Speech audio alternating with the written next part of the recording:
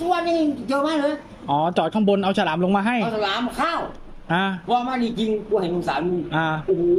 อีกครั้งนึงไม่พูด มาให้ผมลูกจอดลูกซื้อฉลามมาเก็บของเก่าเนาะ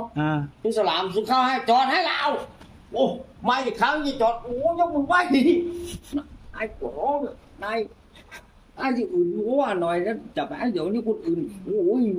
เขามาเสียวสายหงเลย เพราะว่าคนนี้อายุว่ามาเป็นสายนายสงสารมากเถอะว่าโอ้ก็สงสารมึงเนาะเอาอย่างนี้ดีกว่าแกบอกว่าถ้าวันไหนเอาไว้เนี่ยสักที่เถอะโอ้โหนายไว้ตรงไหนมันก็ไม่ได้ตัวแขกทำนายเอาว่าแขกตรงนี้คนอื่นเห็นก็ว่านายไม่ให้ผมไม่แหละ แค่ตำรวจแค่ขับรถมาเนี่ยนะแค่ตำรวจขับรถมานี่ก็แย่แล้วนี่นะเอาของมาตั้งให้อีกโดนด่าโดนแถวนี้ว่าเป็นสายอีกแค่นายจอดนักหน้านี่มากกันโอ้ยไม่รู้กันเลยเอางี้ก่อนนายเจอก็ห้องหอยลงไหวดีกว่าขับไปก่อนดีกว่าเถอะพ่อผมมากหรอกเฮ้ย